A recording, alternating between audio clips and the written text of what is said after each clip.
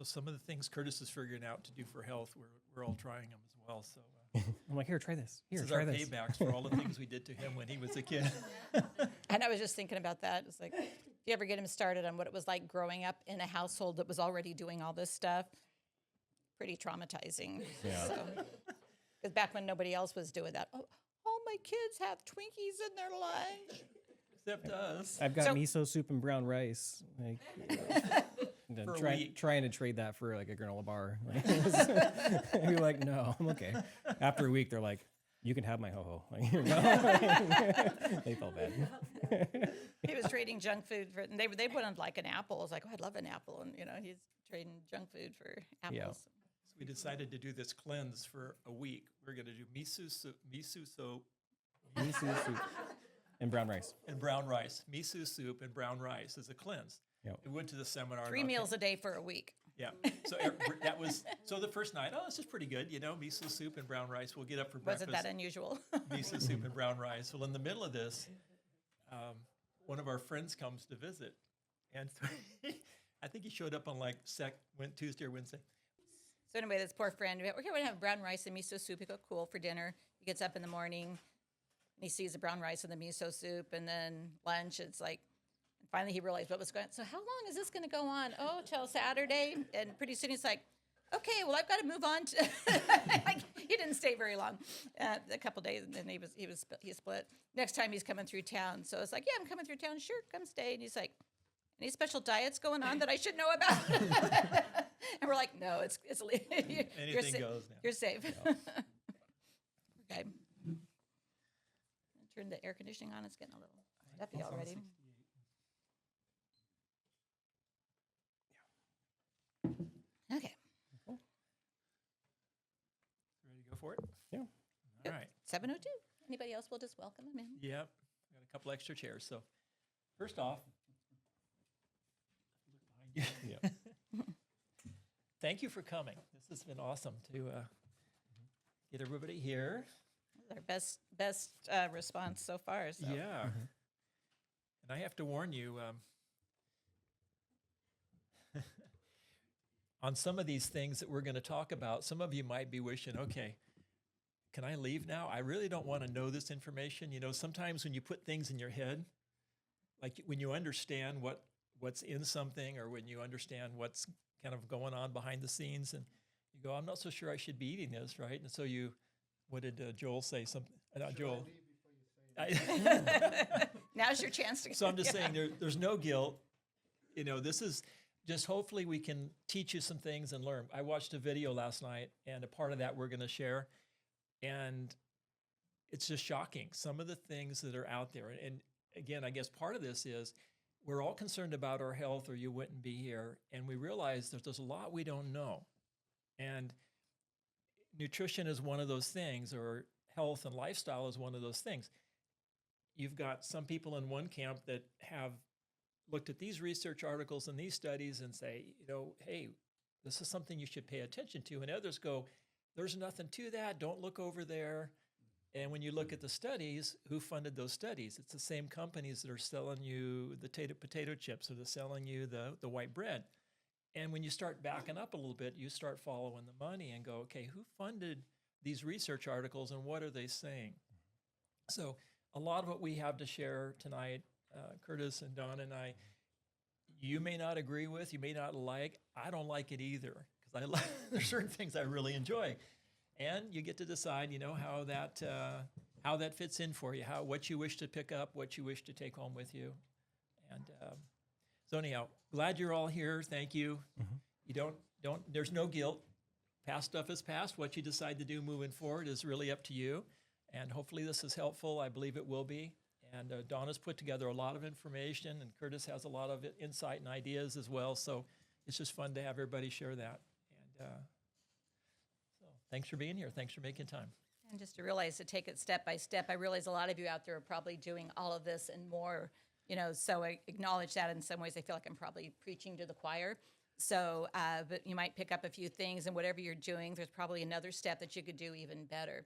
I realize that don't look at us as the gurus, as, we had family over and said, oh, we'll bring Chinese food. And I'm like, okay, great. And I'm looking at that red sauce, the sweet and sour sauce, and this red is red, and I'm like, okay, how much red dye is in this? And I'm like, okay, you just apologize to your body, and it's like, okay, we're gonna do it tonight. This is a cheat night, and it's not 100%. I don't think anybody's 100%. You just do what you can do when you can do it, and just do the best you can. So knowing I'm not the guru, but this has helped me focus on some things like, okay, yeah. And then I really started looking at some of the ingredients, and we'll go through some of that. And as I realized that, oh my gosh, that one got past me, as because you get complacent. It's like I don't want to get out my bifocals to really read read the ingredients in the grocery store. So it's like, oh my gosh, look at what that, it had something in it that, I mean, it's not going to kill you, but it's like, it's not something you want to do all the time. So what you do, we shoot for, 80%, 5 days on, 2 days off, or unless you really need to go cold turkey and go for 21 to 30 to 40 days to break a habit, then you need to do that. And we've done that in the past. And then once you get it clean, then you just kind of have to keep everything in moderation. Because if not, I remember the first time we started really going down this rabbit hole, going to the grocery store, and you walk along and you're like, what can I buy? Pretty soon you just turn around and walk out. It's like, I don't know what to buy. So just don't go crazy with it. But do what you can do, and everybody just take whatever the next step for you is and your family, and what works for you and what doesn't work for you. So, you have to customize it to everything that you need. So, yep. Starting off. I just had with like my experience with Lyme and a bunch of other health issues that popped up. Did a lot of research into all these different cancer treatments and all these alternative ways to get rid of Lyme, and all of them had a lot of like commonalities between them all. And most of it is just detoxify the body and make sure you're getting proper fuel. Because for most people, their diets have been just eating for comfort, and they're lacking in a whole bunch of different nutrients along the way. And when you can survive on that for a while, but once your body burns through all the stored up minerals, those metabolic functions start breaking down, and then that's when your body starts slipping into that disease cycle. So like for me with like Lyme, once we got rid of it, I notice it now that my diet's relatively clean. If I go and I have that piece of pizza, like it tastes amazing, but it sets off my sciatica, and or digestion goes off, or I start getting headaches. If I have more than like 1 or 2 beers, it's just instantly headaches, and I'm knocked out for a couple days. And it's a lot of the things kind of like stepping back.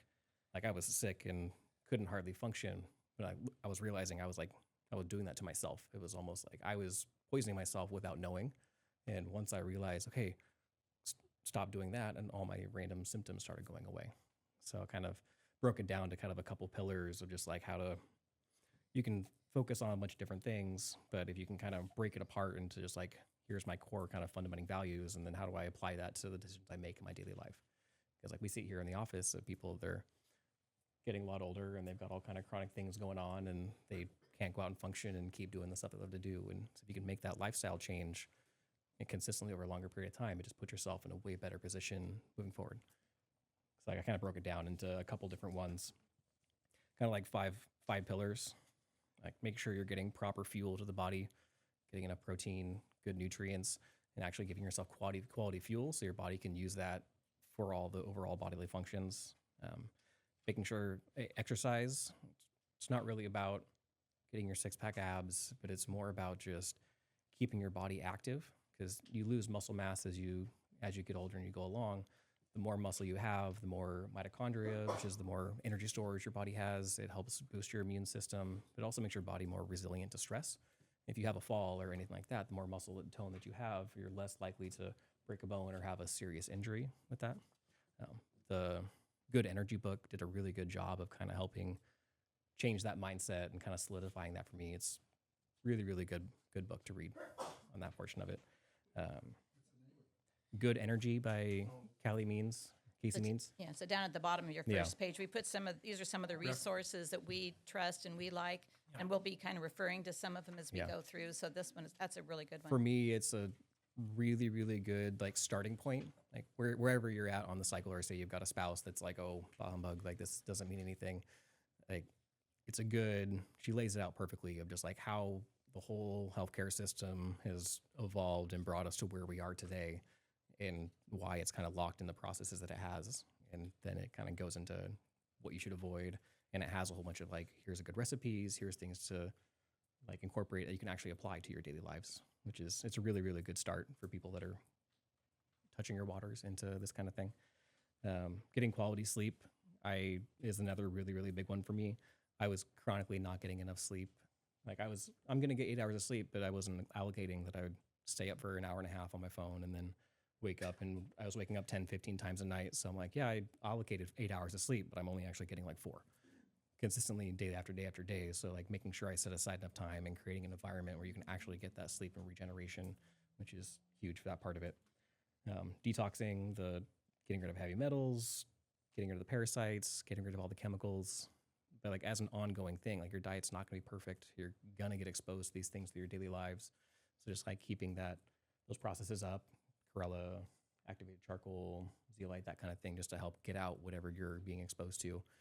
And then quality chiropractic care is another big part of it. Just helping make sure your nervous system's free and clear, so you can just create that environment in the body where your body can actually thrive and not just in that survival or fight or flight mode all the time.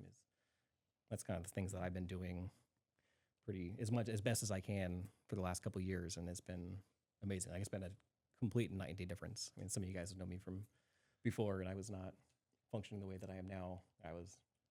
Rock bottom has been life changing for me, and it's never too late to start and working into it. But what we talk about here is like take some away, but it almost takes like a paradigm shift. Like we've been growing up, it was, well, if you get sick, you take this pill to cover up this symptom, but it doesn't actually fix the underlying issue.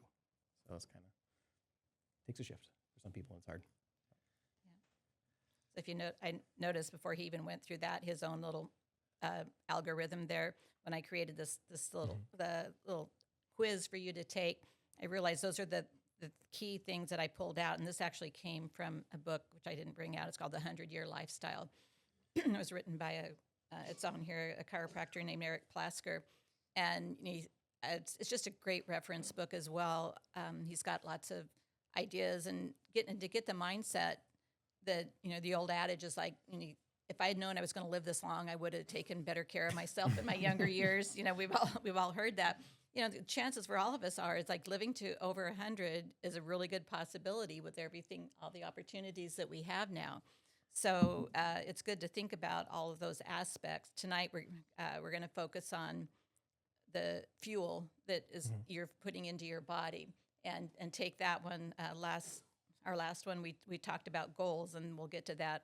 If you don't have a goal or a direction that you want to go, you just kind of tend to go with however the wind blows. So we were thinking about what are some of these are going to require some changes in our habits, and probably not you all because you're here, and some of the people that stayed home, it's like, oh, I can't make it tonight, were probably ones that weren't going to change anything anyway. They like what they like, and in Plasker's book, he talks about what are some of your reasons why you don't change. And one of the ones that I think a lot of us fall into is just survival. We're in survival mode. We got to work, and we got the kids, and we got this, and we got the other thing, and we're struggling with this, and we got that going on. And it's like, okay, I've just got to get through the day, and I'm going to stop by and grab a snack at the 7-Eleven and get on to the next thing. We're just in survival mode. We're not really taking responsibility, and it just requires you to kind of stop and go, okay, I need to get organized. And that's, notice I put I don't have the slide presentation, so I put everything on your second page we're going to go through it. Don't need to go ahead. there. Not yet, but I put it into, I like spreadsheets. I like, okay, I want a checklist, I just wanted one page. And I put that, some of what we do as a family. And again, this is just what we have done. It isn't always right. Maybe some of it's wrong. In 10 years, they're going to say, oh, that wasn't, there was something else. But this is just sharing with you what we have done.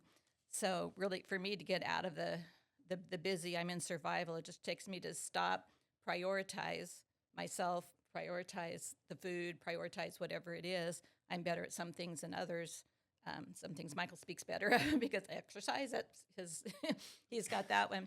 Me, maybe not so much. So look and see if you're just in that survival pattern is a good thing to recognize, and you need to stop and get organized and prioritize. Some people get into just complacency.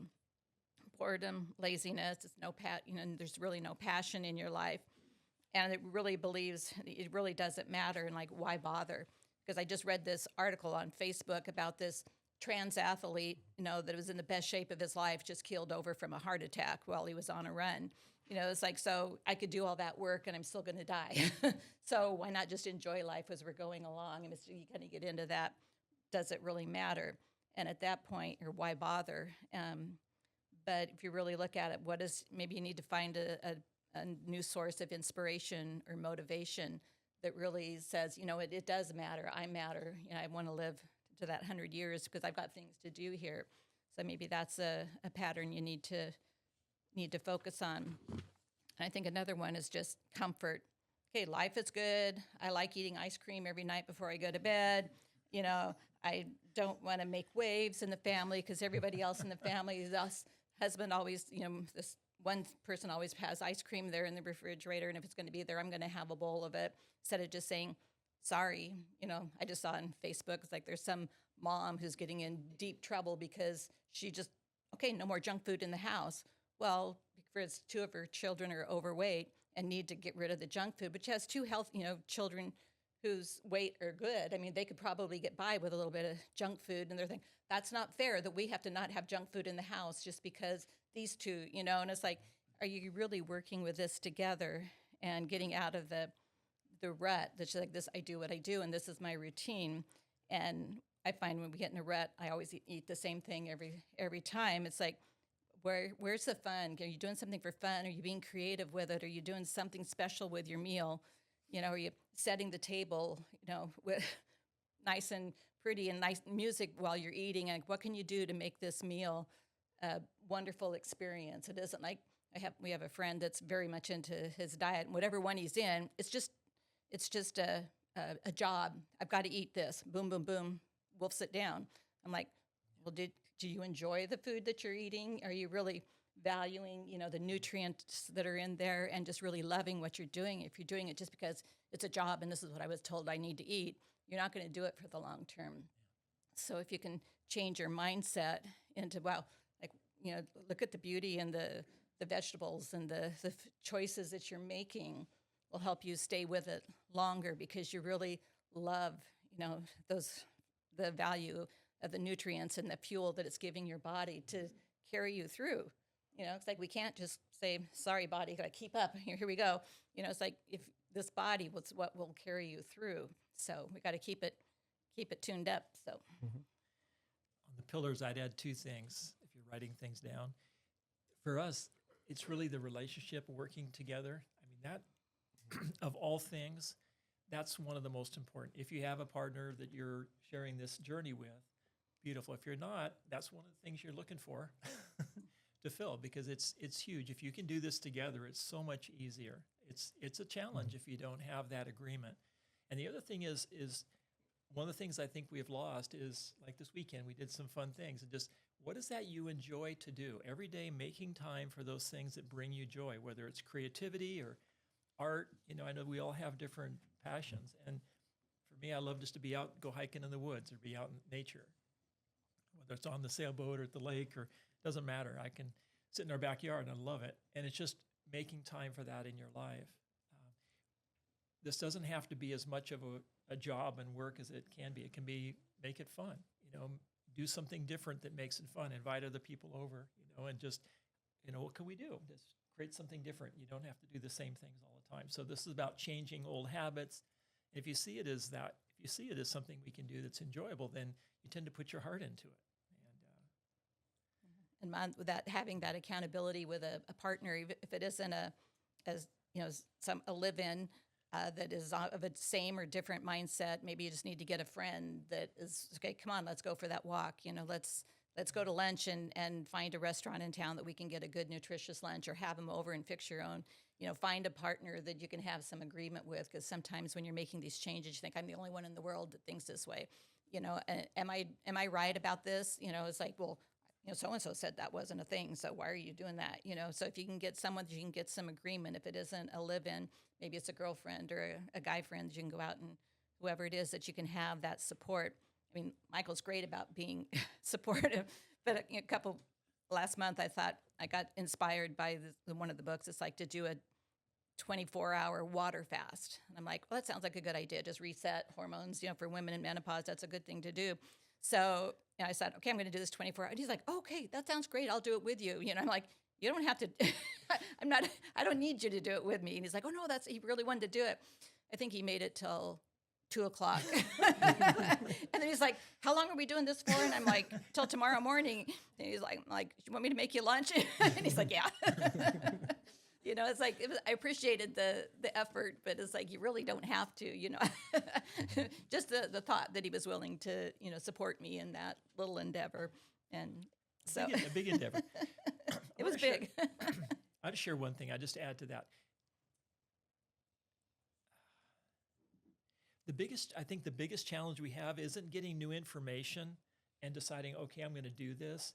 For me, I just back up to, why do people make changes? Right? Why? I ask myself, if I'm going to do something that I don't really want to do, but I'm going to commit to doing this for the next 100 days or 21 days, whatever it is, that little question comes up in your mind. What are you willing to do? The next question down is like, what's your why? I had a young woman who just started with us. She's 23, 24 years old, and she happened to mention in her intake that she's lost, in the last 2 years, lost 120 pounds. And I'm just going, wow, that is fantastic. So she came in today, and I asked her, what was it, like, why did you change? What made you, because I'm thinking about the class, and on my part's going to share a little bit about the why. What motivates you to change something, anything in your life, not just food, but an activity you're going to do or a habit you need to really let go of because it doesn't serve you any longer? And she said two things, and she was really blunt about it. She goes, and I was raised in a family that are very large. My folks, 300, 400 pounds, all the uncles, everybody is big. And I was, very, very large at one point. I got to where I couldn't barely walk to the bathroom. I couldn't get around. And I looked at myself in the mirror and says, I'm sick of looking at myself. I can't look at myself in the mirror like this anymore. And she said, I'm done. She started the gym, got on calories, started doing a calorie diet, and in 2 years lost 120 pounds. And when she came in, her main goal was, I got to get back, hurt my back at the gym, okay, so working out, right? But she goes, what's your goal? I got to get back in the gym, because she was completely committed to that. And I just go, I just want to say, I'm, amazed at that, and that is fantastic for you. And she goes, I go, did your family go with you? And they said they both have, the bypasses or the gastric bypass. Yeah. They lost about 70, 80 pounds, and within 1 year, they're right back to where they started. And I said, what's the difference? She goes, they never got that feeling like, I'm committed to doing this. So it's all inside of you. So the things we suggest as ideas, some of you are going to go, not for me. Others are going to go like, I'm on it. I'm going to do this. I want my body to be healthy. This is a temple. I look at this. I work with you guys all day. And what I've realized, certain people that do their exercises, they change their attitude, they change their activities and their lifestyle. They've got that vision that this body is a temple that happens to carry them around on this planet for a bunch of years. Hopefully, we all make it to ripe old age. But a part of our job is to care for this, our facility, this body of ours. We have a mind, we have emotions, we have this physical body. But who we are is that little piece of life or God, whatever you want to refer to that as, that manages and cares for this facility. And when we begin to step back and realize that, it's like, yeah, I need to take care of my diet. It sucks. I could do way better. Or I need to start exercising. And some of the things we shared today, it's a lot of changes in lifestyle that led us down this path. And you're hearing now that this generation will not live as long as the last generation. That's the first time that's happened that we have in recorded history. So when you sit back, you got to look at it and going, okay, we've been taught certain things to do. We've been sort of programmed a certain way. We like what we like, but it may not be serving us, and it certainly is not as a whole for society. It's not helping us stay well and care for our nurture these bodies, these temples of ours. So if we just sit back and just for a second appreciate yourself just like it is. None of us are perfect and all the same. It's not that. But just really appreciating the fact that you have this vehicle, you have this body, what could you learn to improve the way you nurture it and care for it, no matter what your age is and what point you are along your life. And so just for me, that's one of the most important things. And so we go into the some of the details of what we need to be avoiding. Yeah. These Sorry. guys. Sorry. Yeah, but not to be sorry. It's just like, okay, I'm going to take this new leaf. I'm going to take this different view of how I care for this facility. And it's fun when I see people come in that have taken that step and they feel great. And I know there's others here have lost a lot of weight too. And it's not just about weight, but it's just being better care for yourself, feeling healthier, having that vitality, like Curtis said. It's not just surviving on this planet. You want to thrive. You want to have that energy to love what you do in your life. And I feel like that's one of the most important parts of this. But start there, and then you can see the piece that's next for you. So does that make sense? One of Yeah. the quotes that we usually have up on a slide is we've put on our a business card along the way was a lot of us have thousands of excuses why not, and that's what some of the things that I went through. I'm in survival. I don't have time. I don't care. But really, all you need is one good reason why. And so that's why we put down here, what is your why? Maybe it's, okay, I've got grandkids that I need to keep up with. Maybe you want to make that trip to Europe. I mean, some people come in, it's like, I'm leaving for Europe, a new patient. I'm leaving for Europe on Monday, and my back just went out, and we need to fix this by Monday because I'm going to Europe. Hopefully you give us a little bit more time than a week to get you back in shape. But, that's a motivating factor. They finally, it's been a problem for years, and then all of a sudden it's like, this isn't going to be a fun trip to Europe if I don't get this back pain figured out. What is your why?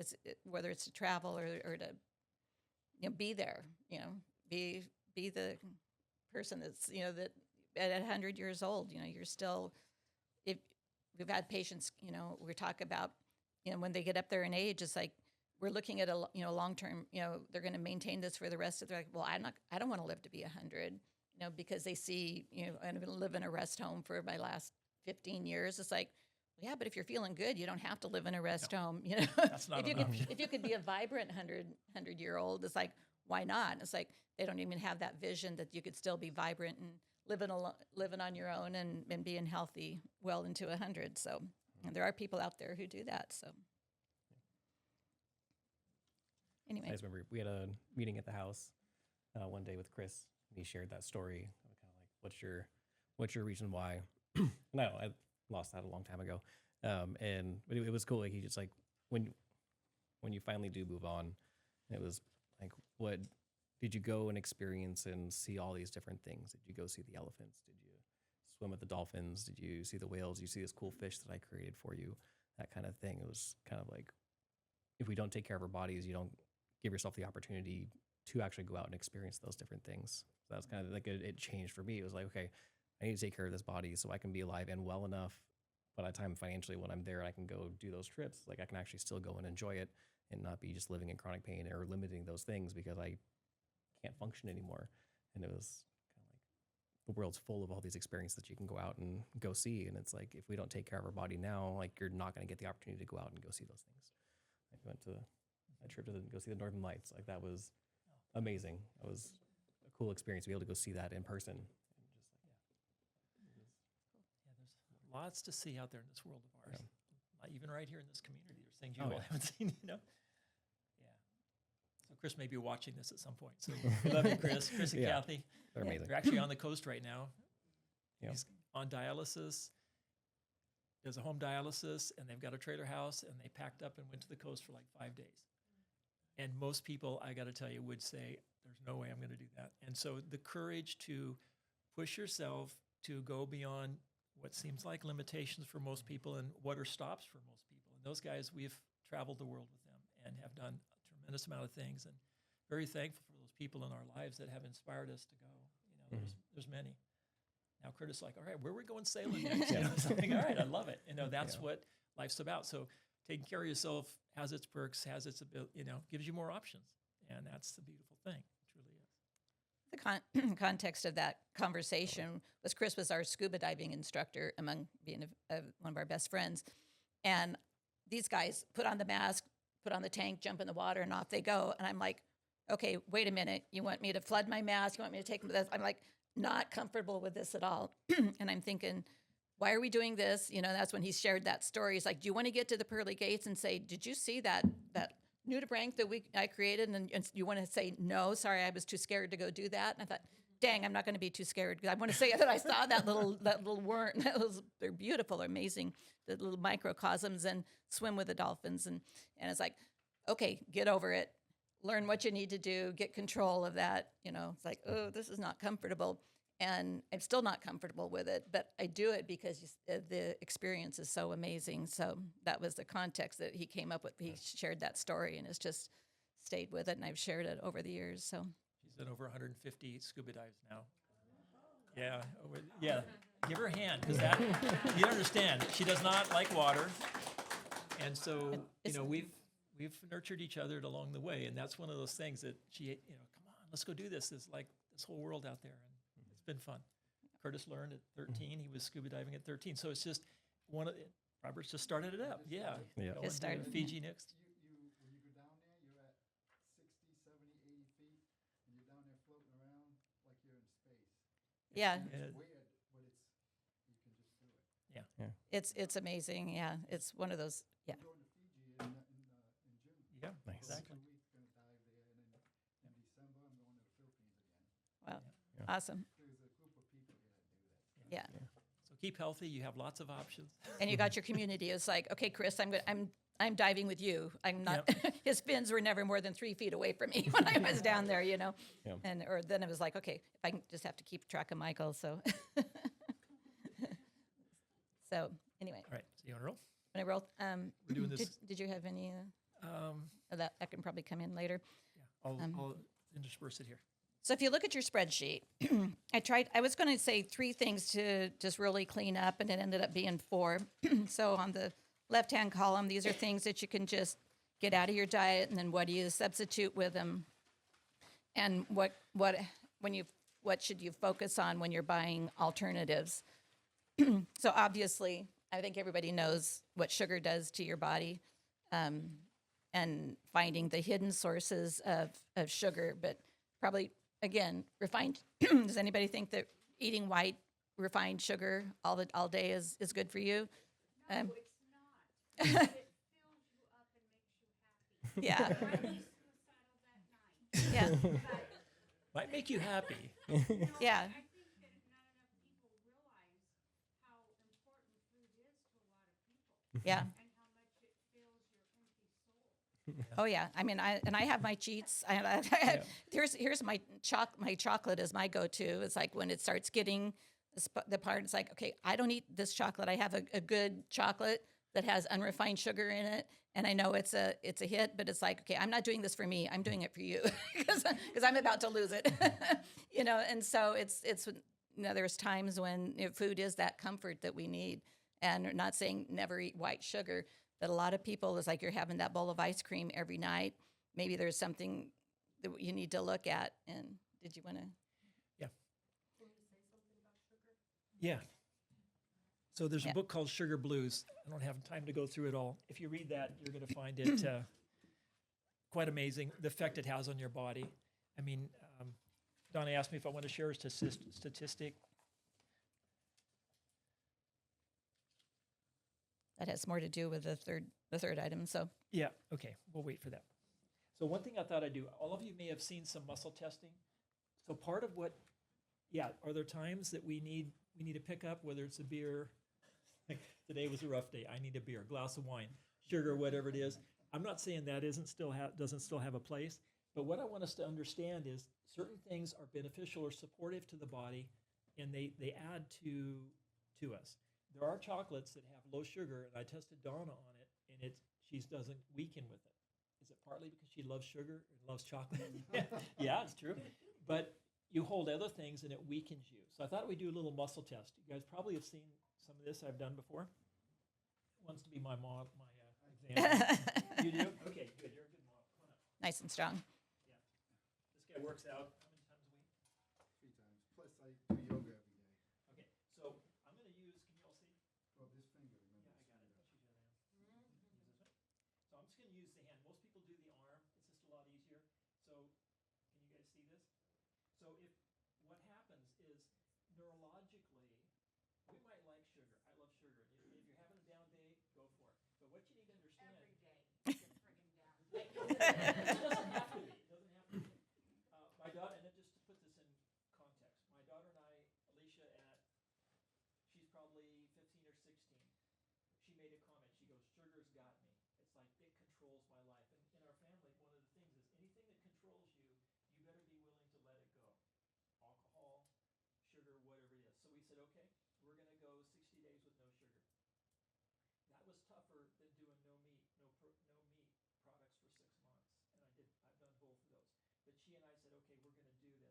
no ketchup with sugar in it.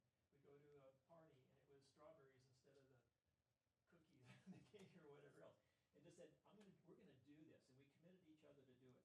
So part of the thing along the way is when you stay off of sugar for a period of we did it for 8 weeks. At the end of that, I love Haagen-Dazs. And Chris will tell you, we didn't drive by a store that just stopped and get Haagen-Dazs. We're going to the lake, it's Haagen-Dazs and Jay's every single time on the way up and back. So I love sugar, but I just quit eating that stuff. And afterwards, I would have a couple bites of ice cream, and it's like it almost tastes acidic. It ruined me for having sugar. It totally did. And for several months, I couldn't even eat it. Now I can have, but I'll have like a little bit, a few bites, and it's like totally satisfied. Before it was like 3 great big huge. I can eat a half a quart of ice cream. So when you break, like Donna said, you've got to break the pattern. When you break the pattern completely, then you go back and it doesn't taste the same because you're not feeding your psyche. And when you understand you're feeding your psyche, then you can have a strawberry instead of the sugar, and it does just as much good if you decide that's what you're going to do. So just real simple, I don't want to take much time with this.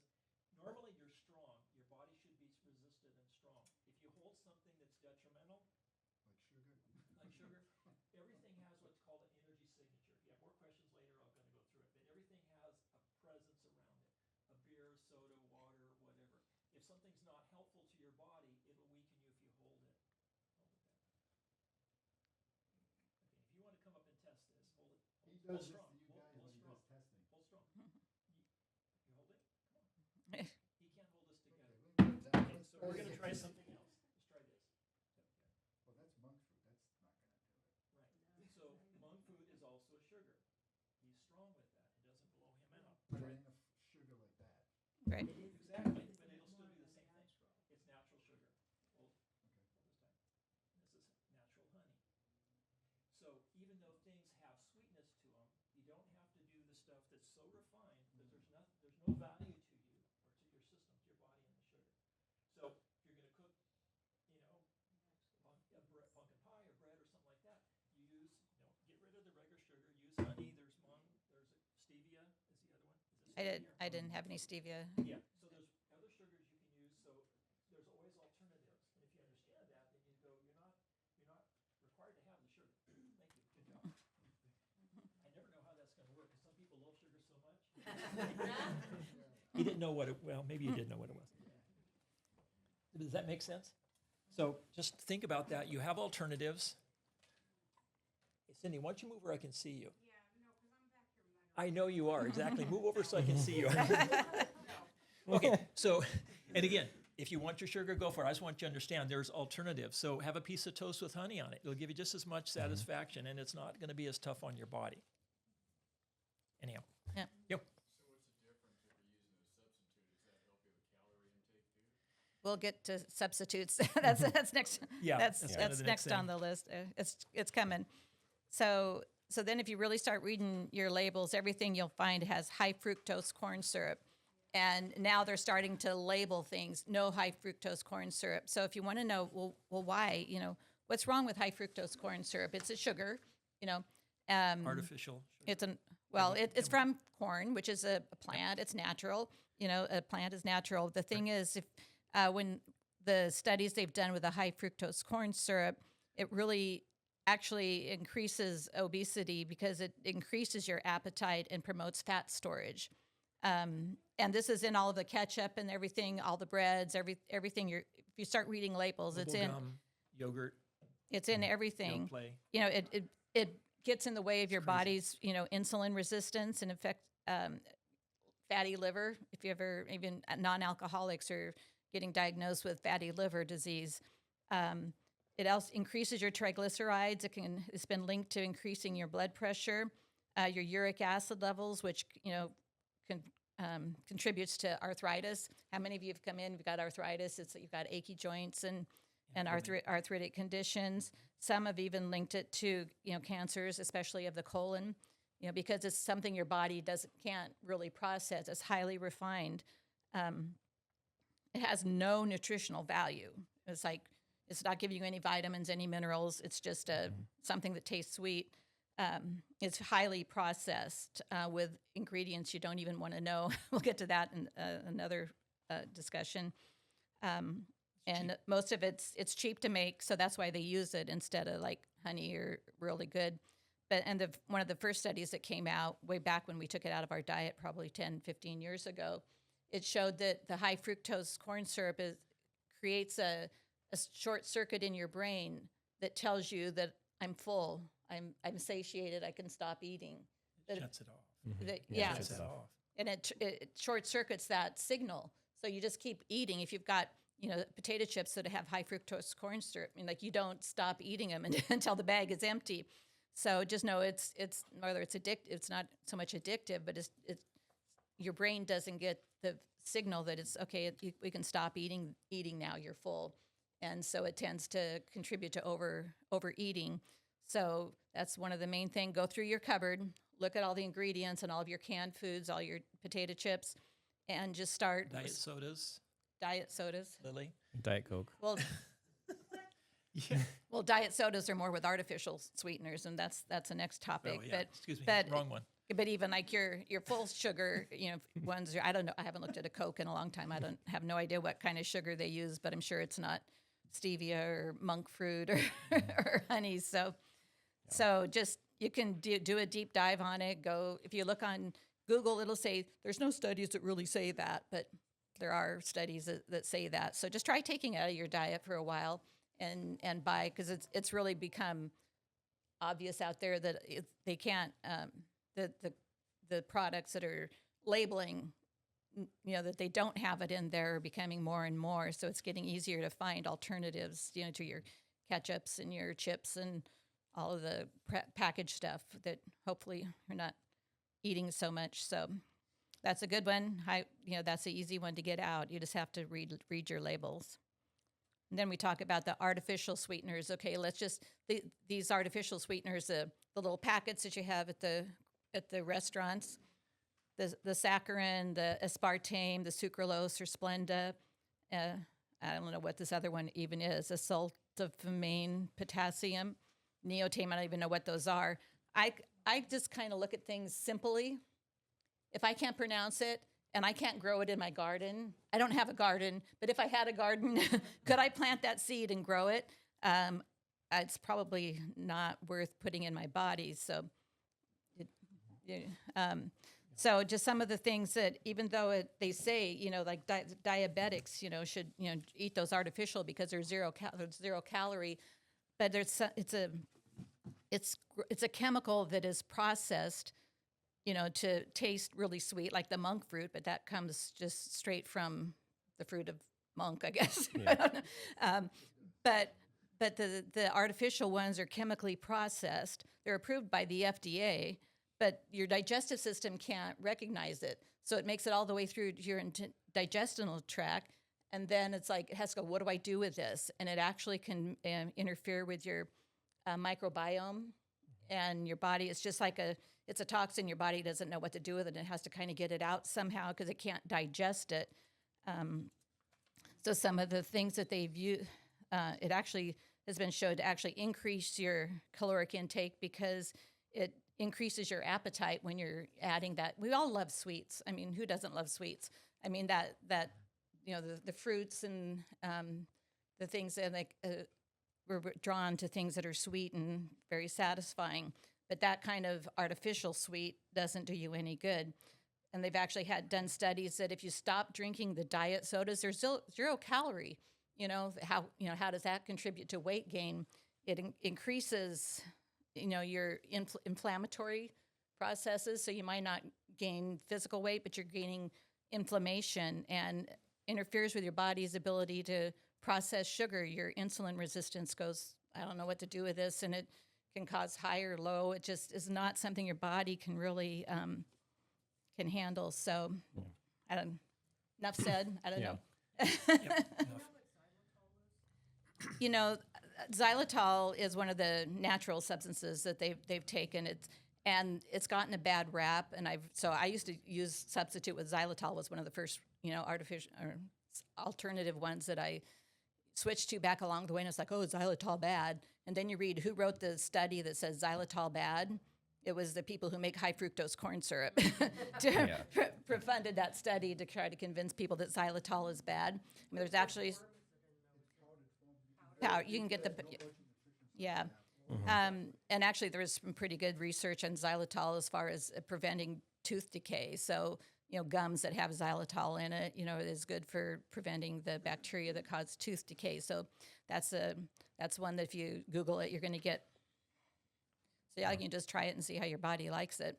But yeah, so I put that down as a alternative that to go with. So Also the natural flavors. Talk about that. yeah. Yeah. So anyway, you can do, but even even with the FDA, they recommend that these artificial sweeteners shouldn't be used by pregnant or lactating women. So if it's not good if you're pregnant, it's not good for your fetus. How is that good for your body? If you've got diabetes, if you've got bowel disorders because of the microbiome interruption, migraines and epilepsy, it really made me think about migraines. Like, how many patients do we have come in that have migraines? And I'm like, I never, we don't actually think, well, what's really in your diet, So sometimes he's adjusting people and there's not clearing out. It's like, well, what are they eating, So, and children shouldn't be, taking those artificial. And my opinion is, I mean, they usually have it there to put in your coffee. And with my kids, when they started growing up and they wanted to drink coffee, they couldn't drink coffee unless they put a bunch of sugar in it and milk. And I'm like, if you can't drink your coffee black, you're not ready to drink coffee. I mean, that was just my personal opinion. There's no study that shows that, but if you have to sweeten it and change the taste of it, and, it's like, you're not ready for it if you can't drink your coffee black. Oh, yeah, just look. One of the references down here is the Food Babe. I just found her just recently, but she's done a lot of research into these additives that are in your food and trying to get restaurants to, where can I go to eat that I don't get these additives, and trying to find out what's in the food you get when you're out.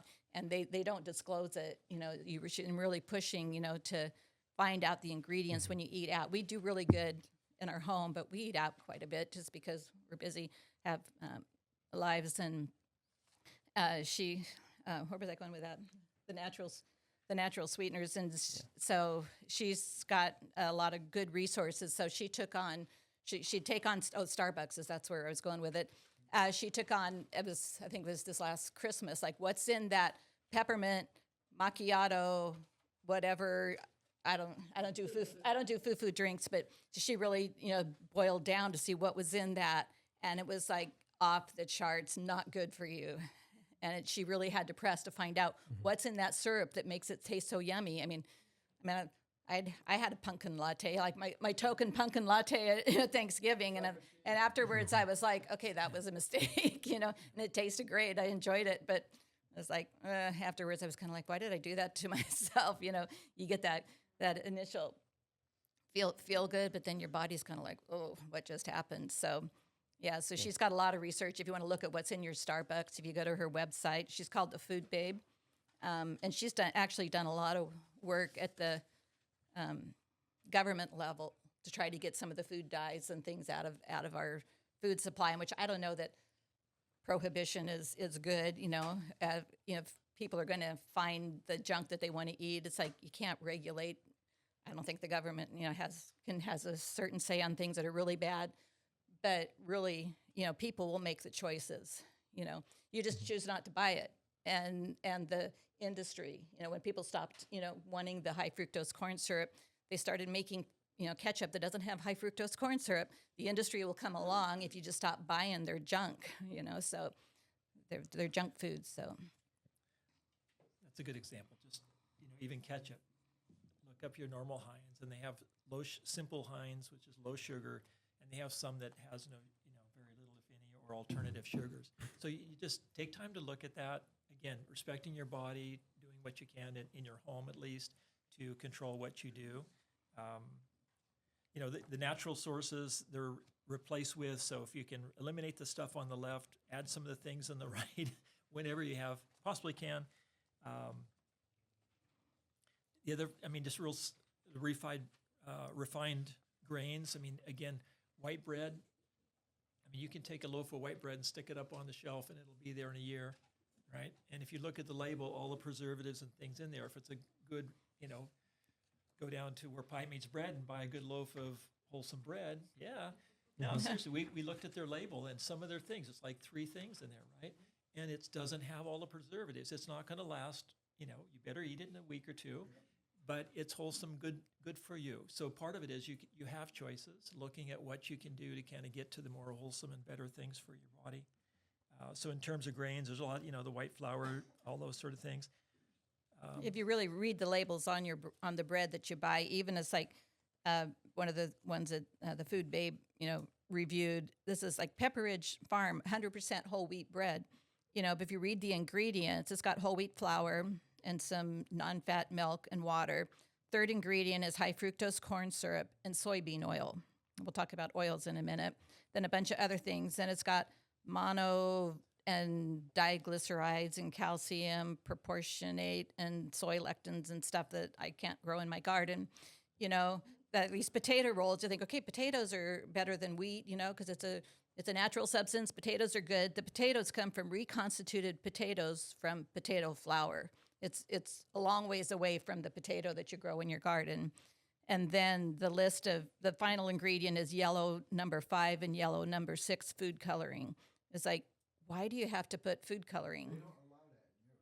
Yeah, No. I mean, That's why a lot of people there, when they go out buying food, they go out and buy food every other day or every day. Yeah. Because they only eat for that day and it's all fresh stuff. That's the one thing I miss about living in Germany. It's like their fridges are, you only have enough space for 2 days worth of food because you go out and buy it every day because it all expires.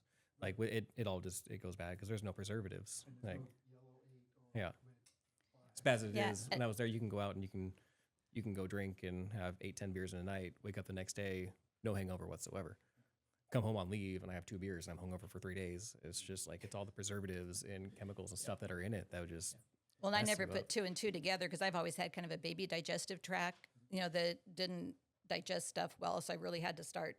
I was just like, okay, my body didn't want to digest it, so I don't eat it. Well, now I find, but then we go on a trip and made some trips to Europe, and it was like, my digestion was wonderful, and I'm not a easy. But I didn't realize that. I just figured while I'm on vacation, it's less stress, of the day-to-day stuff. I figured it had to do with stress because that's where I carry my stress. But then now I realize, like, well, that's why my digestion was so much better when we travel, is because we're eating better foods. you know, Well, So, there's something else.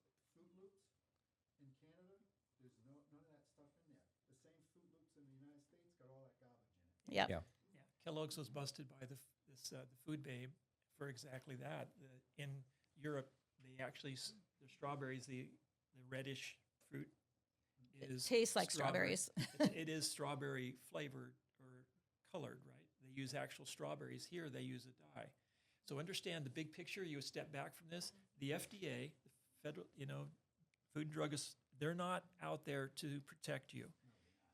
The CDC is not out there to protect you. They are controlled by the money that comes from big companies that buy their way into the markets. Understand? And that's the shocker for me. That's what I got out of this last video, is just the canola oils that started the seed thing, right?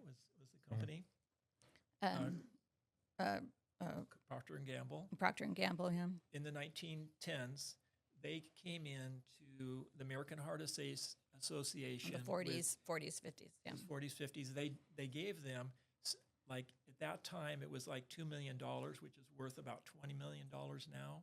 And they basically funded the research, funded all these things for the American Heart Association, and they got Crisco into society's awareness. That's when it all started. It was earlier than the 40s, but they started putting inroads by basically bought their influence into that, and all of a sudden, a vegetable oil-based stuff, right, Crisco, is better for you than meat lard, right? That was sort of the idea, which is actually not true at all. And it's interesting when you start looking at the consumption of fats, some of the videos, if you go on and look at some of these videos, the consumption of fats has pretty well stayed.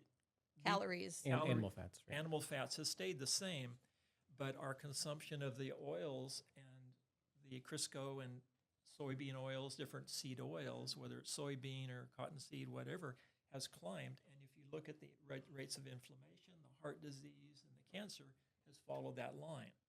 So it's interesting. It isn't we've been basically sold a bill of goods and people had money behind it that promoted certain products. So whether you agree with that or like it or not, that is the reality. If you start looking at the research behind these things, you realize, oh, okay, it's cheaper to produce, like high fructose corn syrup is cheaper than even regular sugar, and that's why they use it. And they can introduce these products and make money for companies. And we've saturated our society and our culture with the foods, the sugars, the oils and things that are cheap substitute. They make the bread really soft and fluffy. It doesn't have holes in it, right? Some people really like that. But Wonder Bread and all that, if you look at the labels, you'll see those seed oils, you see those things, and that's what's fueling inflammation. That's what's fueling some of the heart disease for sure. And there's direct links, and the doctors are following those pathways and looking back several generations for us. Listen to this. The seed oils, originally, they were developed in World War I for lubricants for machines. Exactly. And then when the war ended, what are they going to do with all these oils? So somebody came up, oh, let's feed them to people.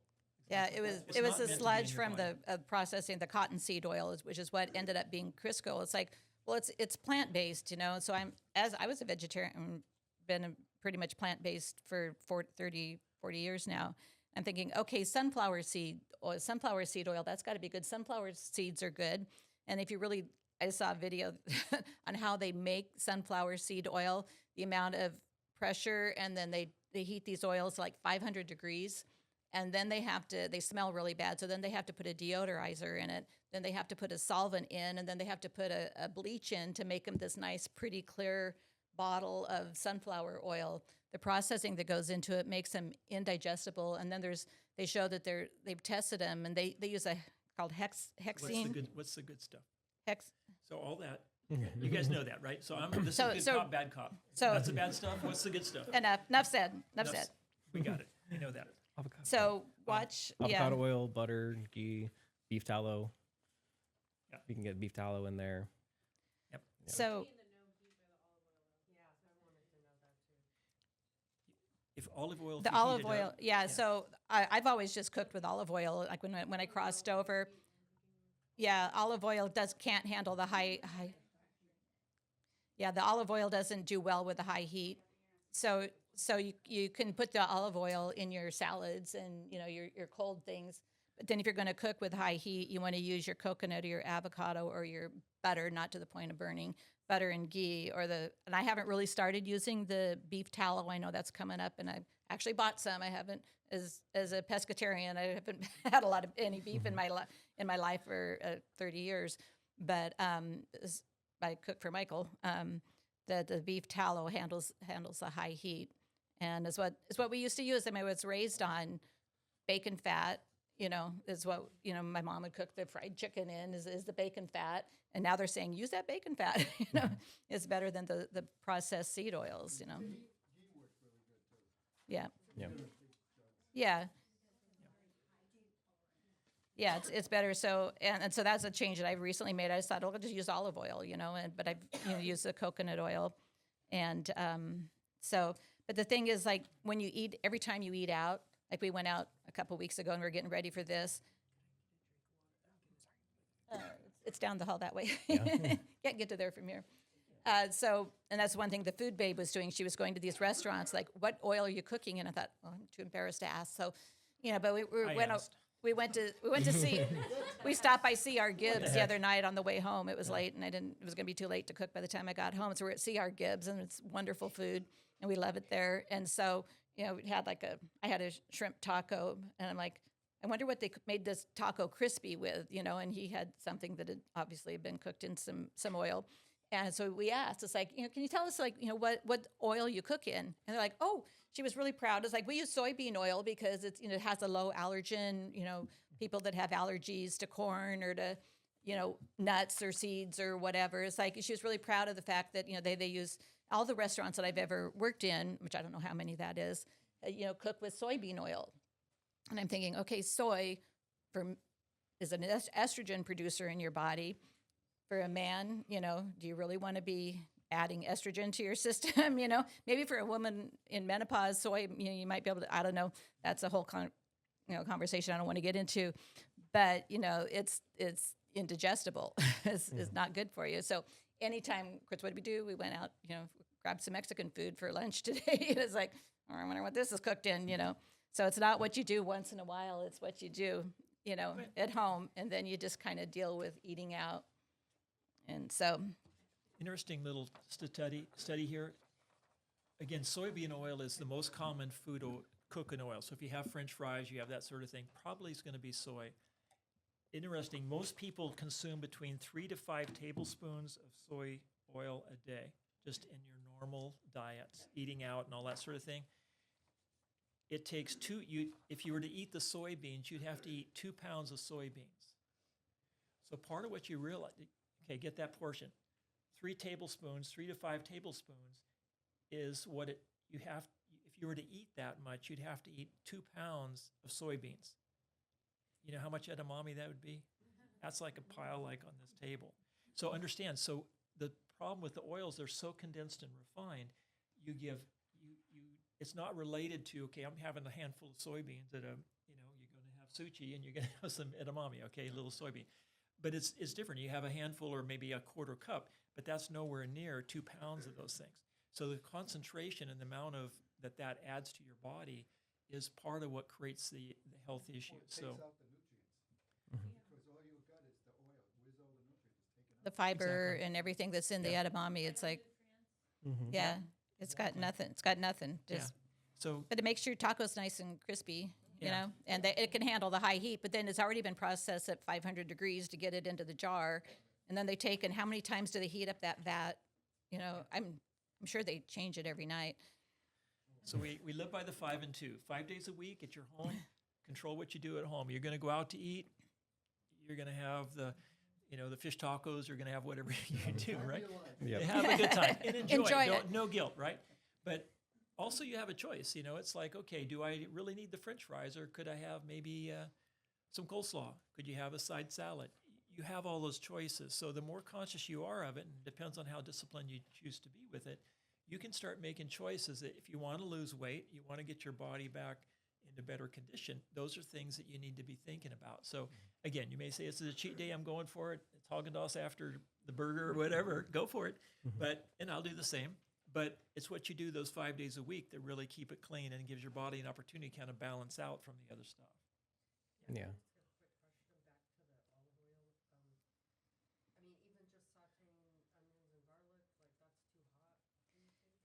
I mean, that's what I'm hearing now. It's like that's what I've been doing for years. But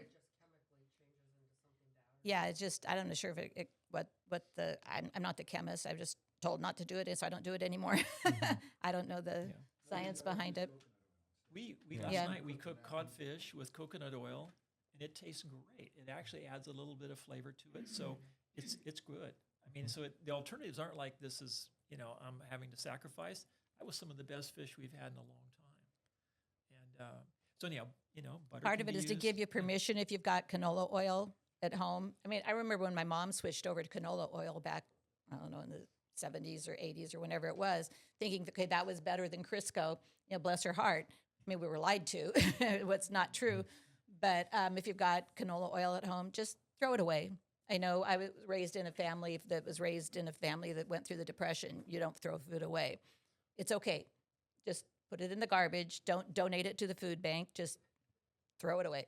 And go get some good organic. The other thing is organic. The more everything you read and hear about, if you get I don't know if we keep up, we're not going to have time to go through all this, but Yeah. the organic is a piece you really want to be aware of. Anytime you can buy organic, whether it's grass-fed beef, organic, anything, coconut oil, anything you're going to buy, vegetables.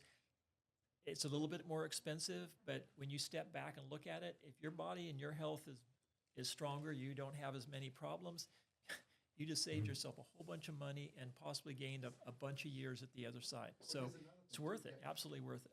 Getting with beef, go to local places. Mhm. Like Ken's Meats and stuff like that. A lot of that's grass-fed already. And they're just cutting it up right there. Yep. Yeah. Yeah. And it's not expensive either. Yeah. Got a couple. I need to tell him. You know how many times we tell him to cut the cereal, and he says, I need to eat in the morning. Okay? Other options, because he's not listening to me. Okay. That's pretty typical. So options, what Cook we've, cook some oatmeal. I mean, I've got Costco. I like their new. It's called New Trail. trails, It's one of the lowest sugar granolas that I Mostly found. But nuts. then I was looking at it and it says natural flavors. I'm Natural like, flavors. what are natural flavors? Yeah. Yeah. Then I said, Yeah. you take a dive into what are natural flavors, and then you find out. Yeah. Oh, 100%. If you do a quick Google of it, their AI overview, what natural flavors are, it's like natural flavors on food. That label can be misleading as they might contain complex blend of ingredients, including extracts, oils, essences, and other substances. Some may be processed or synthetic, and the FDA doesn't require disclosure. But some of them is naturally derived. It can be extracts, oils, herbs, that kind of thing, plant or animal source. Animal source. Animal sourced or nature Bugs. nature identical. So it can also be a synthetic recreations of natural molecules chemically identical to their counterparts, but often produced through industrial processes. So it's not even like they just chemically make it to be similar, but not the same. Or there's processing aids, there's solvents in there, there's carriers, there's emulsifiers, there's additives. I was watching a video on Facebook the other day where one of the red dyes is made out of a parasitic bug that they crush up, and it just turns the it's But that's natural. You know, yeah. that's It's a stuff natural that you flavor. shouldn't be putting in your body. It's a way for them to hide whatever they put in there to not actually be on the label as you're reading it. And So- the FDA doesn't have your back. They're not. They don't regulate it, and it's just GRAS, generally regarded as safe, and then they can put it in. So just if you think the FDA has your back, they don't. And like in moderation here and there, it's probably fine. You're not going to die from it. But if you eat it consistently every single day, all those trace chemicals start building up inside your body. And once they reach a certain threshold, then that's when it starts shutting down metabolic processes and your body starts getting in that crisis mode. Like if your body can detoxify those things, sure, it's not going to hurt you too bad. But if you eat it day in, day out, then your cup starts overflowing and you start getting down that disease cycle. But even Cheerios, I mean, like our kids were raised on Cheerios, and you see kids. Well, I bought the all natural ones eventually, but whole wheat Cheerios. whole wheat Cheerios. Don't tell the kids. Yeah. Put them in the other box. But you see kids running around with those little monkey cups, and they're munching on Cheerios. They were tested. They have the highest concentration of glyphosate, pesticides in them, Roundup, and right? Roundup, You guys and know we're feeding that to our kids like all day, every day, and a so big you got to go organic, and you got to go or just make some oatmeal. As soon as I find my dehydrator, it got lost in one of the boxes and it hasn't come out yet in our move. I would just make my own granola, put some oats and a little bit of maple syrup and some nuts and seeds and dehydrate it for a little while, and you got your own granola and you know what's Coconut. in it. It's awesome. Let's get some It's organic coconut oats. grains and that, but even egg. There's been a bad rap for eggs. I mean, a couple days a week, have some good eggs. Get some fresh eggs. A little cholesterol.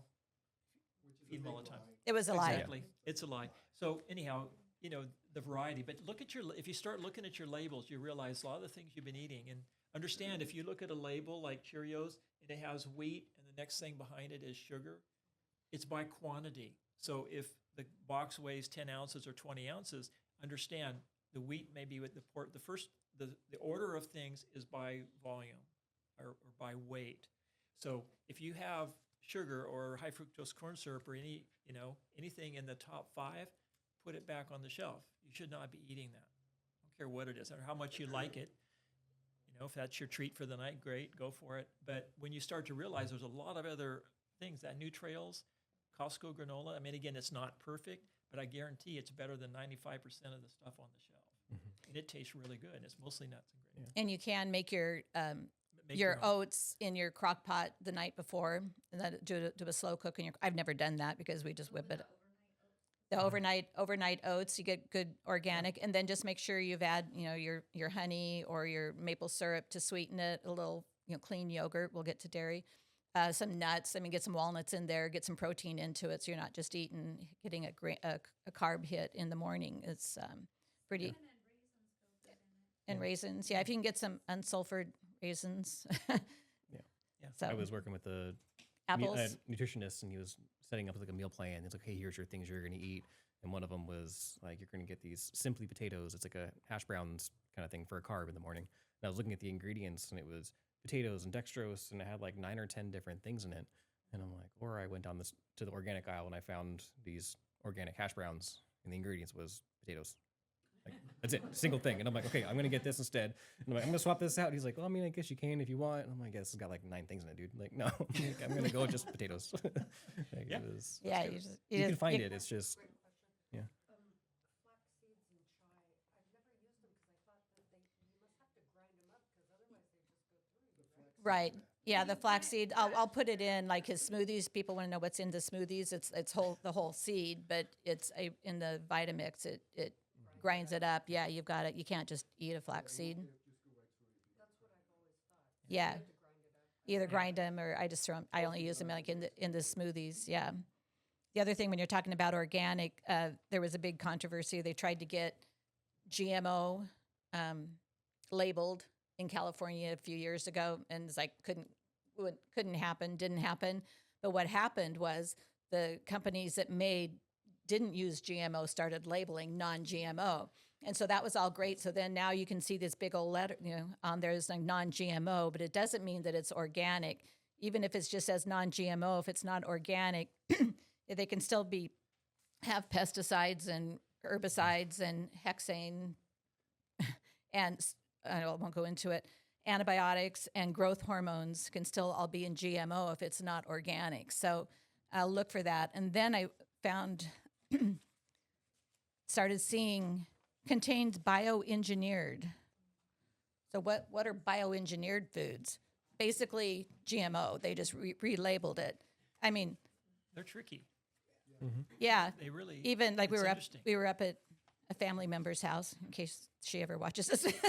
Won't use names. Had some barbecued potato chips sitting there, and I stopped eating barbecued potato chips a long time ago because my stomach went, ugh, what was, my tummy said, okay, you don't want that in your body. And so I looking at the ingredients. Let me pull it up here. Here it is. Well, you can't see it, but the ingredient list was this long, and it's potatoes and canola oil and sugar, dextrose, all of the flavors and stuff, blah, blah, blah, blah, blah. And then it says contains a bioengineered food ingredient. Okay, so it's got something that's not natural. And then it also had on it, this was out of California, but it also had a label that said Prop 65 warning. So a Prop 65 warning on the product, which means this has a chemical or an agent that is known or potentially causes cancer, a cancerous agent in these potato chips.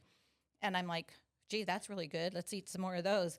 And then I look at, if we do have a treat, I really like the Boulder potato chips. If you're going to have a family and you want some, you want to have chips and salsa out or whatever. The ingredients are potatoes, avocado oil, and sea salt. They're not organic, so who knows what else is in there, so you don't want to eat them all day, every day. But 3 ingredients that I know where I could grow an avocado, or we're trying to grow avocados. I could grow potatoes and sea salt. What could go wrong with that? So, you've really just got to get out your bifocals when you go to the grocery store, because I can get around the grocery store just fine until I have to read that fine print. Get out your phone, take a picture of it, blow it up, or they use the magnifier. The new update has a magnifier. You can just put this magnifying glass on it, and yep. Yeah. Steve made a comment. It's like I'm looking at a label, and I don't have time to read labels. You don't have time not to.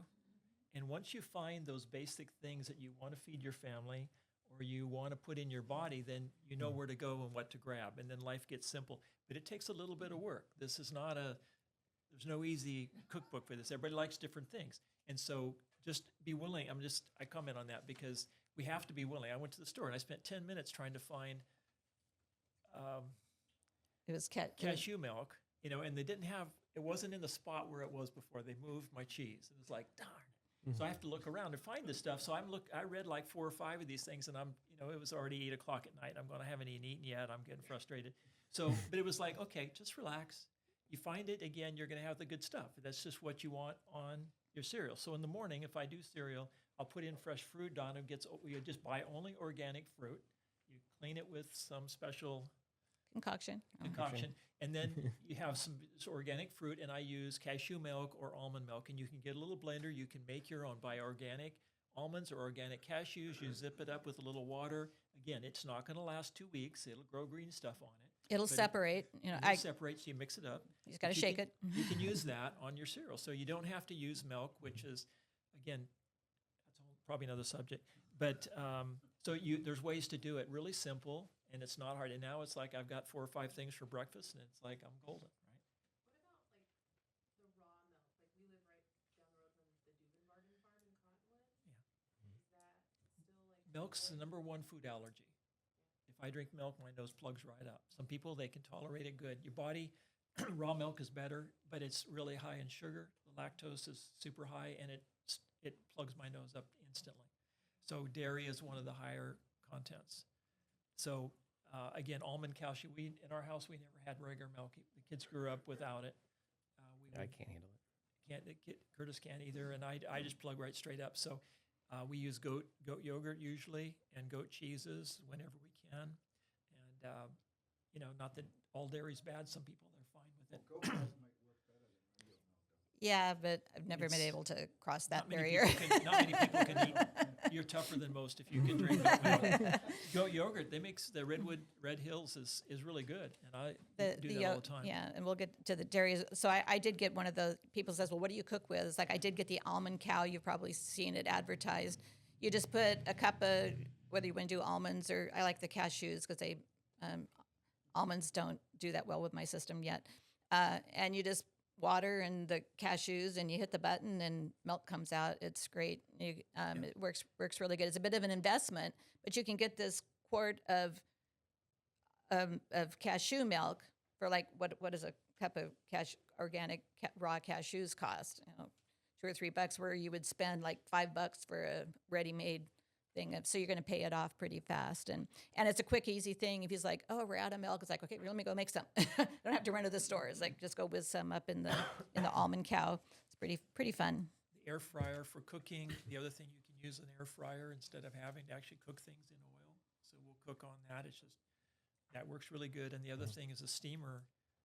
What's that called? The Instapot. Instapot. Put a head of broccoli or a head of a cauliflower the other night. Like 5 minutes later, it's like it's ready to go. The whole head, just stick it in there, And just boom, cook. turn It's around, walk super- away. So there's ways to make it simple because cooking takes time. And honestly, Donna, I'm thankful for her. She does most of it in our house. But He does breakfast. I do the rest of them Yeah. because I don't do it. but there's simpler ways and a little bit better than everything having to be fried, everything having to be in butter or something like that. So just as you go along, those are things just to consider. The other thing about organic, I was just say, like when you look at the country of origin, organic is pretty controlled in the United States. They have to meet all these guidelines. When you get organic from out of the country, Mexico, Philippines, wherever, Chili. Chile, you're kind of taking your chances with it because it's not. We can't regulate what other countries call organic. So if you can buy local as much as you can, the farmers market. So, yeah. And we talked about washing your vegetables, and we're getting to the fruits and vegetables. It's pretty fun. The old high school science routine. I buy all the organic things, the berries, and I was always told, well, don't wash them because they'll last longer. And I was like, yeah, no, I take them, I just throw them all in a big stainless steel bowl and put a little white vinegar and some baking soda in there, and it bubbles up like science experiment, and you just let it sit in there for about 5 minutes, and you rinse them off and dry them so they're not. You're going to lay them out on the counter and let them dry for a while, and then you seal them up. I mean, they'll last. Even raspberries will last more than a day in your refrigerator if you get all of the. Because even found out that even organic, that it's not grown with pesticides, but then like some of the organic, they'll dust them with glyphosate just to keep them fresh. And it's like, okay, who thought of that? It's like, so just when you think you got it down, you find out, oh my gosh, look what they're doing. So clean it off as best you can. Make sure you wash them well. Yeah. Detox. Detox. You were exposed to it as much as you try not to. You drive down. I mean, I'm looking at all this green grass, and it's like it's going to be not too long before you start seeing brown grass. they're going to be spraying Roundup all over the county, and you're driving through it. You know, when you drive home, you'll see the neighbors spraying feel it. Roundup. Roundup gets me super bad. Like I'll start getting like nerve pain down my arms and stuff. Like there's aisles in certain stores I just can't even walk down. Like I'm crazy sensitive to a bunch of chemicals and smells and that kind of thing. Like there's just stores I straight up can't even go into because I'll immediately get a headache, and it's like it just wipes me out. I guess. So another little simple thing is kind of off the subject, but somebody mentioned this today that the average person has a teaspoon of plastic particles floating around in their brain. I don't know where you got that. The Microplastics. microplastics. So if you have an opportunity, instead of buying the cases of water bottles, get a good filter for home, or get a house filter and get a stainless steel or a glass water bottle, and just drink your water out of that. Just refill that. The bottles. I don't know how much comes in. It's like the spring water, big 5-gallon things we got, but I don't think it's the same as the small ones. But if you have a filter, do that. If you can get a whole house filter, it's a few bucks to do it. But when you take a bath at night, you're not laying in the chlorine or whatever. So just super simple things in terms of what do you do to clean up your environment a bit. Those are things that we've worked with. Lots. You guys having fun yet? I know. This is like we go down this dark road. I feel like Dr. Doom here, like Okay, why what's on the bother? funner side? Your poem. The best. We got the strongest we're still immune alive. systems. Still do, but Should do a parasite cleanse. yeah, We're still walking. yeah. I grew up on that. I grew up driving from Millville. We used to go camping in Millville. We'd lay in the back of a pickup truck on air mattresses, and so sometimes I think things change, those, the seatbelts, what's a seatbelt? I'm like, Who's they ever may- fallen out of the back of a truck? Yeah, a few times out of a Jeep. Okay. So I mean, part of this is it's like, don't take yourself too seriously, because your brain can go, oh my God, it's like there's no way to do all this right, and it's over. Mm-hmm. It's over. Now forget it. Just again, ride in the back of a truck without a seatbelt on, just to have the experience. And the same thing, you want to go have some Just hold on. regular cereal, just don't. But part of it is keep the joy, keep the fun. Hopefully some of these things can be helpful to let you refine the things you want to work on. Some of you need some serious work, and others, it's like you're just fine tuning. So decide kind of what path you're on with that, and you get to just sort of take up the pieces you want to go with. So I'm just kind of bringing that little interjection of don't forget to have fun, keep a smile on. This is not the end of the world, but understand you've got to take responsibility for yourself. The FDA is not out there to protect you. If you look at Europe's food versus ours, very, very different. And the more you start understanding, you realize everybody out there is not out there to protect you. So you have to make the choices. Do the circle around the outside of the store, stay out of the center. That's the big picture. That's what people say. Go get some meat, get some eggs, get some milk if you can handle milk easy. Lots of veggies. Make sure it's as organic and clean as you can. Go to the farmer's market. If you got a neighbor that brings you eggs, you love them. I've got eggs. If you can find a neighbor that has a fresh egg source, go buy eggs from them. You don't go to the store. I don't have to raise chickens. I got enough family and friends that Yeah. do, so I'm good. So keep it in balance. You got a few more things to go Oh, no. through. That I was the just- good cop just- part. I'm the Yeah, good cop, right? no, that's a good cop. Okay, bad cop. So wrap it up. if you're going to do like the probiotics are good. I mean, our microbiome is just a key to your immune system. So if you're going to do, get over kimchi is actually kind of fun if you can get used to the good flavor of the kimchi. But if you're going to do like yogurt and kefir, there's really good goat kefir that I'll put in the smoothies just for the extra probiotics. But you really have to read the labels. Like I got in a hurry the other day and they didn't have my goat yogurt. So I thought, okay, let me get some whole cow, regular organic yogurt. And I went to put it on my cereal this morning. I was like, this doesn't taste right. And I looked at it. It was like vanilla flavored. Well, who knows what's in that vanilla flavor? I was like, dang, I missed it again. So you really just don't get in a hurry. Like take your time. So just make sure that some of the things like your fermented vegetables, you've really got to look because they'll have make sure they don't have added sugars or added colors. Like a lot of things like the pepperoncinis that you get at the deli, it's like yellow dye number whatever in there, I'm sure. But you can get some good organic fermented vegetables that don't have and pickles, that kind of thing that don't have the dyes and the sugars in them. So you've really got to be Sherlock. Get out there. I think the rest of it's Part of that, mine just kind of comes down to detox. Like it's really hard to avoid a lot of these different things. Like you're gonna get exposed to it, kind of no matter what, throughout your daily life. So just like, how do you facilitate that process of, if you do get it, like get it out of the body? For me, like with the glyphosate, like the Roundup, like I take glutathione almost every day. It's really good at helping open up those detoxification pathways. Because like for most people, their body will pass it through no problem. But if you're one of those people that don't naturally produce glutathione, you got to supplement with it. Otherwise, your detoxification pathways get all clogged up, and then other things start cascading and building up in the body. And I ended up getting really, really sick from that. Or taking stuff like activated charcoal or chlorella just to help just facilitate and purge out the stuff that's in the system. Like I take that stuff pretty religiously because, I mean, I'm bad about eating out too. We're on for 4, 5, 6 days, and then we eat out a couple times, and you'll start to. I broke down over the last week, and I'm like, I want Domino's because I was not feeling well, but then that night, restless legs like crazy, and I was getting nerve pain down my legs. I'm like, okay, that wasn't. Like, it felt great when I was eating it, but it wasn't worth it because I couldn't sleep all night. It's like, dang it.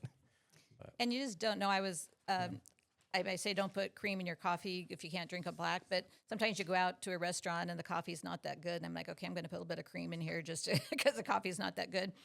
And so I'll grab I don't go for those little those little mini moos that you get. You know, it's like, okay, just get the straight half and half. And I was looking they actually carry it down here at the chef store. You can buy a whole case of the little mini moos. And I looked at the ingredients, and it has very little milk in it. It's got like a list this long of all the preservatives because it's shelf stable for years. It's like, I always wondered how they did that. It's because it's got tons of preservatives and bad stuff in it. So I was disappointed. I thought, I'm not going to get the flavored ones because I know the caramel macchiato it doesn't have caramel or macchiato in it. It's got some kind of chemical that makes it taste like caramel macchiato, but or vanilla. It doesn't have any. It's a long way for the vanilla is a long way from the vanilla bean. You gotta, but then it's like even just the mini moos. It said the label says half and half. It's not. So it'll sneak up on you. So I think that's all the bad news. Yeah. Okay. There's a whole list of all the good news, and people are asking about where are your recipes. It's like I've got some. I just didn't get it together for tonight. I've got some good recipes for like salad dressings are a big one you got to watch because most of them are made with the seed oils. Some of the and yeah. So the Primal brand is pretty clean if you're going to buy them. So but I try to make my own salad dressings as much as I can. I've got some really good like pestos, like either cilantro or basil pestos. So if you just steam your vegetables and then put this really nice, make up a pesto sauce, and you put that on it, you get the flavor because I love intense flavors, and you don't have to like doctor up your vegetables. Just steam them and then, or air fry them or whatever, and then use these special sauces on them. So as soon as I get it together, I'll share those with you. You really don't need a bunch of new recipes. Just look at the recipes that you love and that you use all the time, and just start substituting. Sometimes it takes a little bit of experimentation to use your tomato sauce. Just read the ingredients on your tomato sauce and get one that doesn't have all the additives and this, and you just substitute, better things in for the things that you already do and love. So it just takes a little bit of experimentation, but have fun with it. It's almost like you got to scam, you're bucking the system. It's like, we can do this. It's a nice little challenge. So The last page, I'm going to share one little thing before we finish up. But in the last page here is just for you to fill out. And if you want to bring this back, we're just curious what people are interested in. First off, was this helpful? Was any of this, did it land? Can you take it home? Can you work with it? Hopefully so. Yeah. And then you to go home depressed. Like this was we're not we're going to finish with something fun. This was not the most fun topic. Whose idea was this anyhow? I don't know who thought about this topic. You all did. We asked last time. It's like, what do you want to do? And this was a big topic. was one of So them here for you you guys. go. So we have a few ideas of what we might consider doing in the future. If you have other thoughts or suggestions, but we want some feedback on this. Again, part of this is great to see everyone come. Glad you're all here. Hopefully it helps you. make some better choices as you go along.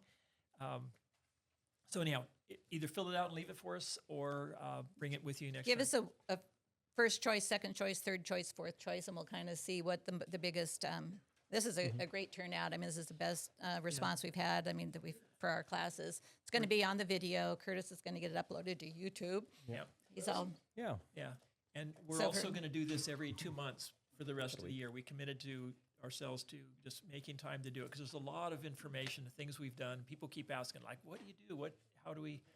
So anyhow, hopefully it's helpful. Glad you're thinking about that. A question people ask me all the time: How do you keep motivated to change? How do you keep motivated to do things? Is that a question any of you have asked yourself? Like, how do I keep that up? So I wrote a little something the other morning. I got up and did my morning ritual, and I had this thought before I came into the office. Before you close that out, can I just, Okay. there's a couple other things on the resource list if you want to do some deep dives into this, just to tell you whether you want to do it or not. I mean, the Food Babe is great. She's got a lot of good information. You can download this free booklet that she has. She's actually created like shopping lists. If you're going to go to Costco, or you're going to go to Target, or you're going to go to Walmart, you know, these are the clean ingredients, things that you can get at these places. She's already done a lot of the research, so you can download this for free. You got to give them your email, but she doesn't, like, maybe once a week you're going to get an email, and you could probably opt out. So she's got a lot of great information here, like Albertsons, you know, and some of it we don't have on the West Coast. So she's got some really great information that you can use. If you want to really do a deep dive, if we haven't convinced you about the seed oils, we have down here The Truth About Seed Oils. It's a documentary that was done. Fed a Lie. That's the one that he watched. I made him watch last night. And Don't watch it before bed.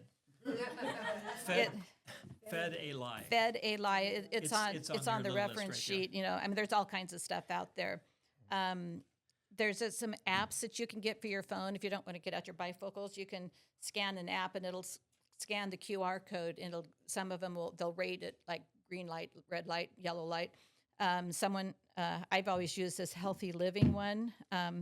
They don't have a lot of stuff in there. You know, they're always building their database. Someone recommended this Yucca, Y-U-K-A. So I downloaded it, and so I checked some of our ingredients. The thing I found out about it, I think all they do is they look at the ingredients. What's the sodium content? What's the sugar content?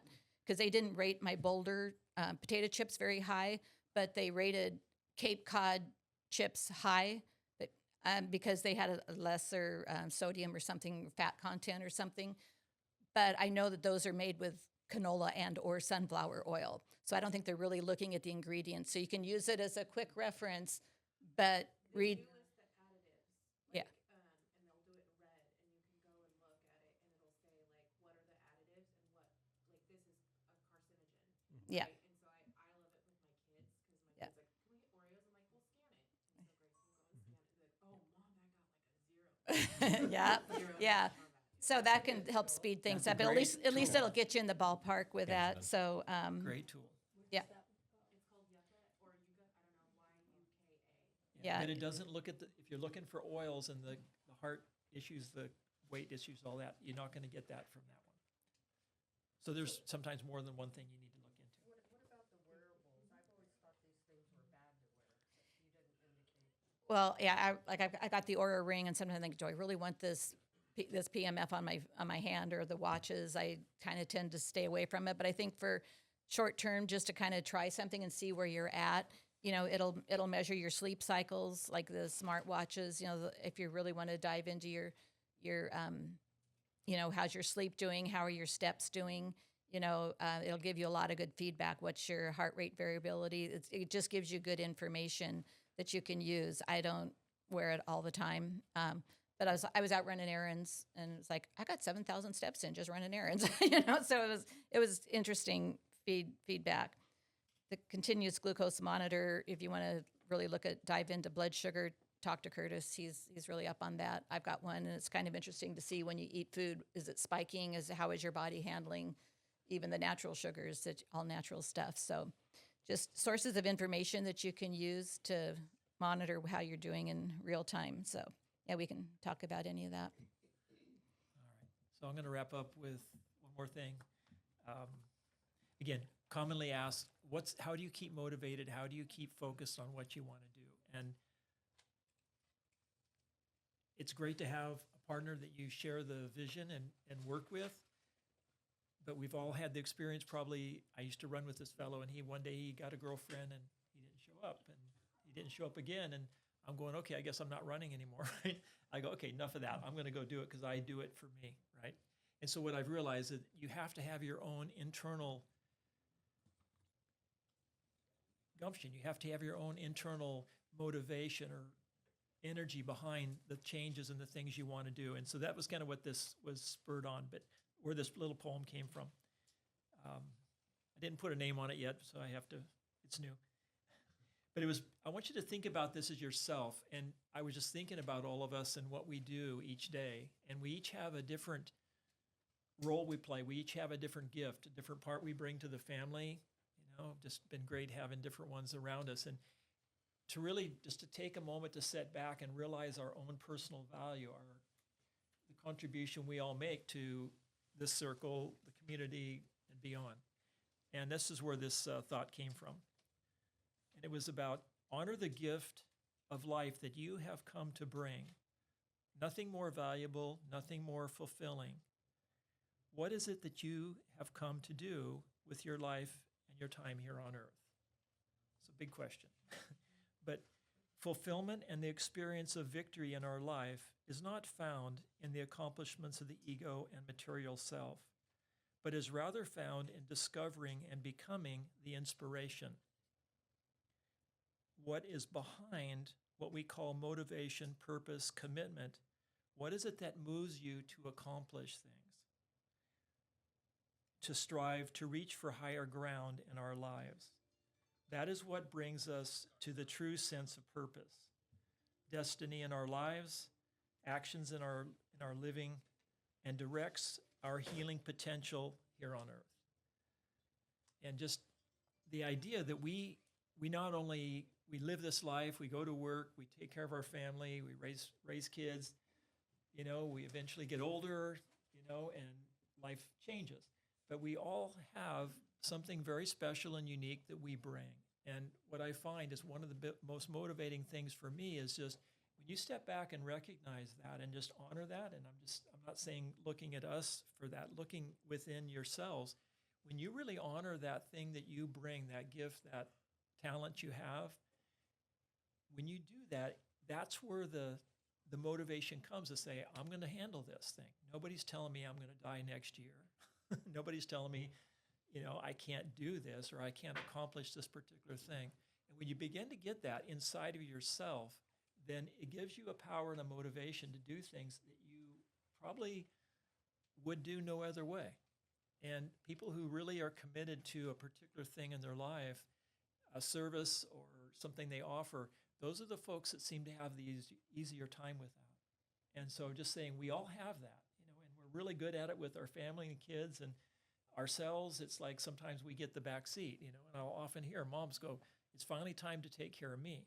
I've spent the last 40 years taking care of everybody else. Now they're all out of the 30 years, they're all out of the house, and it's time to do that. And to have that within ourselves or to have that awareness, no matter what age we are, is a powerful thing. And that is really where the motivation comes to make changes, to take on some of these things that in the past we might have said, there's no way I'm going to give that up, whatever it is. And so it can be a lot of fun. It's great if you have someone to share it with. If you don't, you've always got that little voice. You've always got that big voice. You've got that one within. And so we're never alone in that. And so no matter what your situation is, you bring that forward, and it adds to everything we all do together. So I hope this is, we together, hope that's been of help. And again, don't take it as a negative. Take the pieces that fit for you. Take those on, but have some fun with this and be healthier at the end of the day because of it. All right. Any other thoughts? Enough said. All right, Curtis, thank you. Appreciate your help.